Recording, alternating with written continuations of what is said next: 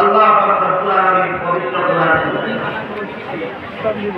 ইন্নাল্লাহা ওয়া মালাইকাতাহু ইউসাল্লুনা আলান নবী ইয়া আইয়ুহাল্লাযীনা আমানু সাল্লু আলাইহি ওয়া সাল্লিমু তাসলিমা।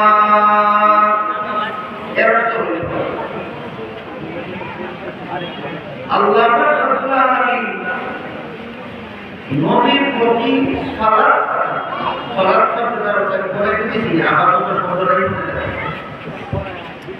আয়াতুল রাসূল আল্লাহ নবীর প্রতি সালাত পাঠান, ফেরেশতাও সালাত পাঠান। হে মুমিন মুসলমানেরা, তোমরাও সালাত পাঠাও এবং সালাম দাও। আয়াতের ব্যাখ্যা সালাত যদি আল্লাহর পক্ষ থেকে পাঠানো হয় তাহলে এর অর্থ আল্লাহর নবীর প্রতি সালাত পাঠান, এর অর্থ রহমত নাযিল করে। আল্লাহর নবীর প্রতি রহমত। সালাত যদি ফেরেশতার পক্ষ থেকে পাঠানো হয় এর অর্থ হয় গুনাহ মাফের দোয়া করা। ফেরেশতা নবীর প্রতি সালাত পাঠান, এর মানে হলো গুনাহ মাফের দোয়া করা। বর্তমানে নবী কি পরিমাণ গুনাহ করে এক করো নবীর জানা মতো নবী কি পরিমাণ গুনাহ এমন আল্লাহ তাআলা বলেন ভাই আকাম মুহাদ্দিস সালিহিন গুনাহগারদেরকে আমি নবী বানাই না। আল্লাহ কোন গুনাহগারকে নবী বানান না।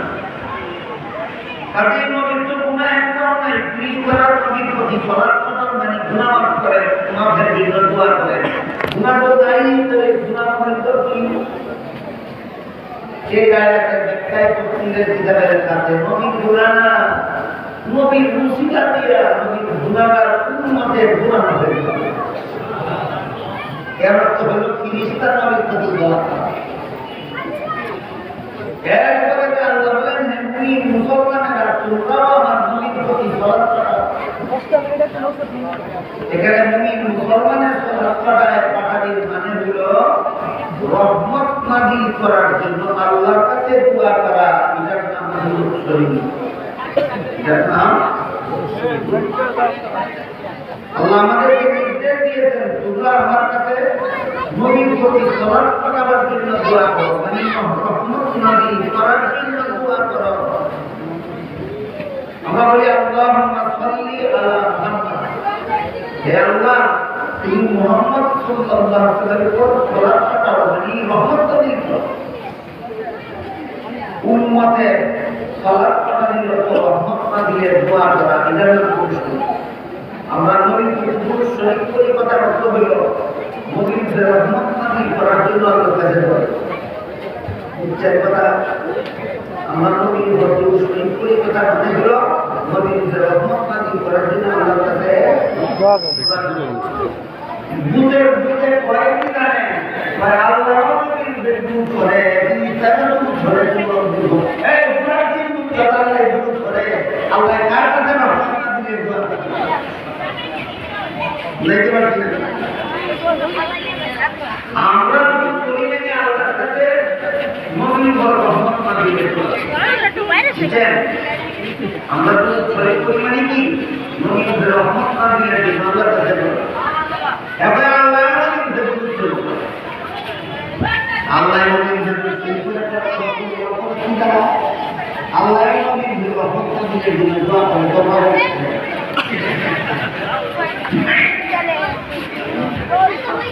কমান আল্লাহ তাআলা এখানে শুরু করে রান্নার রহমত নাযিল করে যে রূপ না জানে লেখা না জানে কথা নাকি সুবহান ওই আল্লাহ বলে নবীর ভেতরে পড়ে কি বললেন আল্লাহ নবীর ভেতরে করে এটা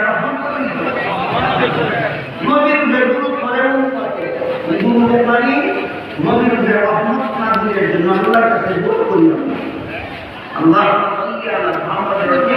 আল্লাহ মুহাম্মদ সাল্লাল্লাহু আলাইহি ওয়াসাল্লামের রহমত করেন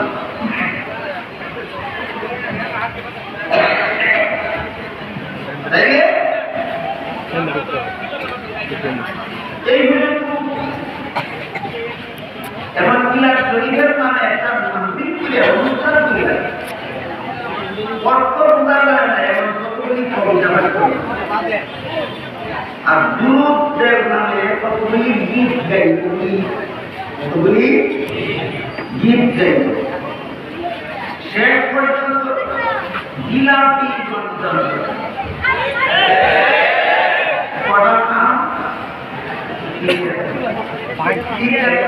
কবিতা মানে গীত গাওয়া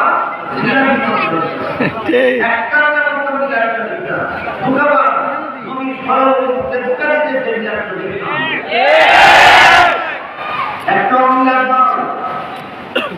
কবিতা পাঠ করার নাম মিলাদ নয় গীত গাওয়ার নাম মিলাদ নয় মিলাদ সবার নাম মিলাদ মানবিক পবিত্র জন্ম আমার কথা বলে থেকে বলেন আমাদের দেশে প্রচলিত মিলাদ মাহফিল মিলে সেই মিলাদ হয় না মিলাদের মানে নবী সবার মধ্যে ঢুকা দেওয়া হয় মিলাদের মানে সবার মধ্যে এই মিলাদের অনুষ্ঠানের প্রচলন হচ্ছে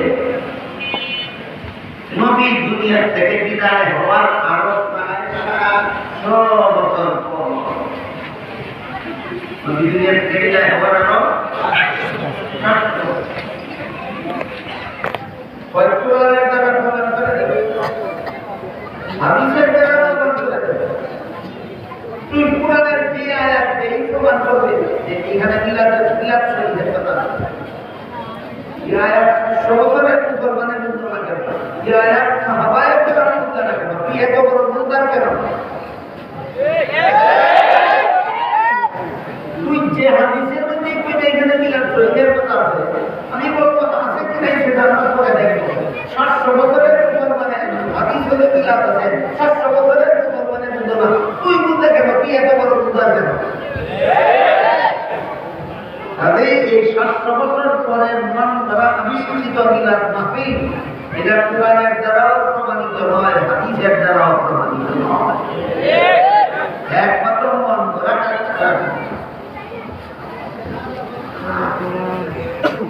আরো কিছুদিন পরে এটার মধ্যে হয়েছে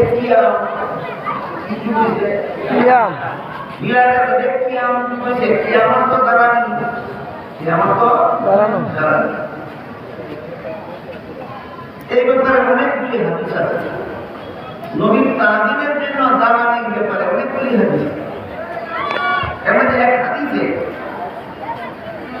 পৃথিবীর বিখ্যাত হাদিসের কিতাব মিশকাত শরীফ দ্বিতীয় অধ্যায় 430 পৃষ্ঠা মিশকাত শরীফ দ্বিতীয় অধ্যায় 430 পৃষ্ঠায় বর্ণিত হযরত আনাস রাদিয়াল্লাহু আনহু থেকে বর্ণিত আছে তিনি বলেন হে দুনিয়ার মুসলমানেরা শোনো তোমরা যারা নবীর পাইছো না দেখছো না তোমরা থেকে আমরা নবীর সাহাবাগণ যারা নবীর পাইছি দেখছি নবীর সাথে চলাফেরা করছি আমরা তোমরা থেকে নবীর তালিম বেশি আছে তারা ঠিক না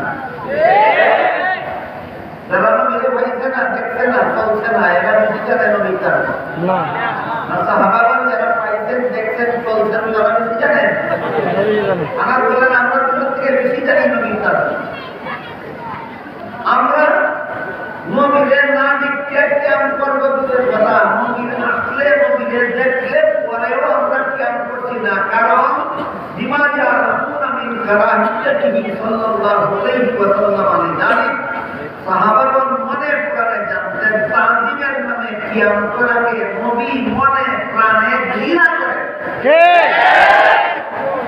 এই কিয়াম হইল সুন্নি হওয়া যে কিয়ামকে তাজিমের নামে যে কিয়ামকে নবীর মনের কারণে ঘৃণা করেন, যে কিয়াম হলো সুন্নি হওয়ার আলামত, আশিকে রাসূল হওয়ার আলামত। একই কিতাবের একই পৃষ্ঠার আরেক হাদিসে আল্লাহ রাসূল বলেন, মান সারাহু আন ইয়াতামাসসালা লাহু রিজালু কিয়ামান ফালইয়াতাবাওয়া মাকআদাহু মিনান নার। যারে দাঁড়াইয়া তাজিম করলে খুশি হয় জাহান্নাম। কে বলছেন? কে বলছেন? রাসূল বলছেন, যারে দাঁড়াইয়া সম্মান করলে খুশি হয় সে জাহান্নামী। এই জন্য মাদ্রাসার ছাত্ররা যদি কোনো কামরায় বসা থাকে আর উস্তাদ যদি সেই কামরায় উপস্থিত হইলে পরে তাজিম করার জন্য ছাত্ররা দাঁড়ায় যায়, উস্তাদ সাথে সাথে বাধা দিয়ে বসেন, বলেন বসো বসো বসো। খুশি হওয়ার কারণে বাধা দেন না অসন্তুষ্ট হওয়ার কারণে বাধা দেন। তাই হাদিস শরীফে আল্লাহ রাসূল বলেছেন, যারা দাঁড়িয়ে সম্মান করলে খুশি হয় সন্তুষ্ট হয় সে জাহান্নামী। তাদের বেলাতে থাকে নবীকে তাজিম করার নামে দাঁড়ায়, এই দাঁড়ানিতে নবী খুশি না বেজার? নবী বেজার হওয়ার মতো কাম করলে সুন্নি হওয়া যায়, নবী বেজার হওয়ার মতো কাম করলে আশিকে রাসূল হওয়া যায় না। মিলাদের কথা কিছু বললাম, এখন কিয়ামের কথা বললাম। শেষ পর্যন্ত কুরআন হাদিসে কোনো কিয়ামের কোনো দলিল না হইয়া সাহাবাদি শুনবে। সাহাবাদের নমুনাটাও দেখেন, কয় আমার বাবাকে সম্মান করার জন্য যদি দাঁড়াতে পারি, আমার শ্বশুরকে সম্মান করার জন্য যদি দাঁড়াতে পারি, আমার পীরকে আমার উস্তাদকে সম্মান করার জন্য যদি দাঁড়াতে পারি, তাহলে নবীকে সম্মান করার জন্য দাঁড়াতে পারবো।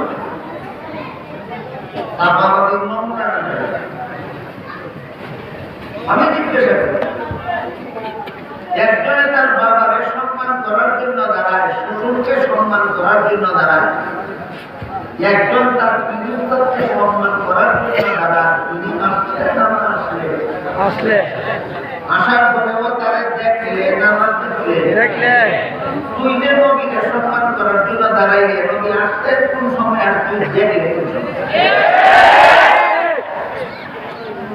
একবার আমার বাবা পারে না, নবী আসছিলেন এই জন্যই দাঁড়াইছে, নবী যখন আসছিলেন তখনই দাঁড়াইছিলেন, দেখলে কেমনে নবী আসছেন আমি দেখছি এই জন্যই দাঁড়াইছিলেন। ওয়াহাবিরা নবীরে দেখে না, নবীর মুহাব্বত নাই, এই জন্য নবী আসলে এরা দেখে না। এমন দেখানি দেখেন কেমনে? আপনি যদি বলেন নবী আয়েশা থাকলে আমি দেখতাম না কেন, বলবো তুমি ওয়াহাবি, তোমার মতো নবীর মুহাব্বত নাই, এই জন্য দেখেন। আর যদি বলেন আমি নবীকে মুহাব্বত করি, তাহলে না দেখি ও কোন লাগবে দেখছি আমি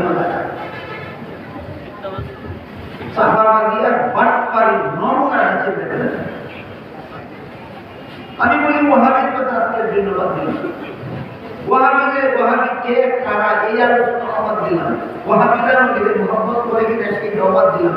তোরা যেটা সুন্নি দাবি করো, তোরা মিলাদ মাহফিলে নবী আসেন আর তুই দেহ, এই জন্যই তারা এই তো তোর দাবি। আর বলেন দুনিয়ার জীবনে কর্মযুগে কোন মুমিন মুসলমান যদি নবীকে দেখে তাহলে সে সাহাবী হয় কিনা? সাহাবী হয় কিনা?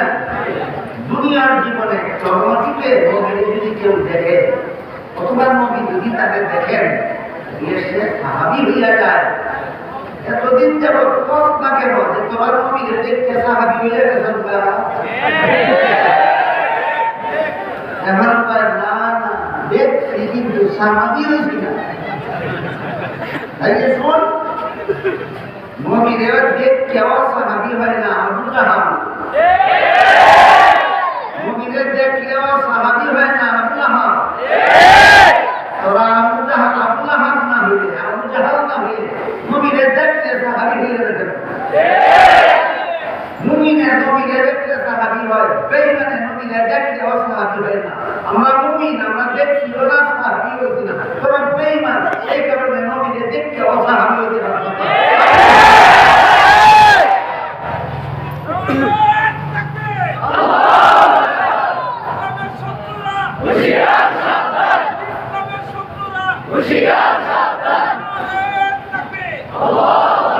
গেল কি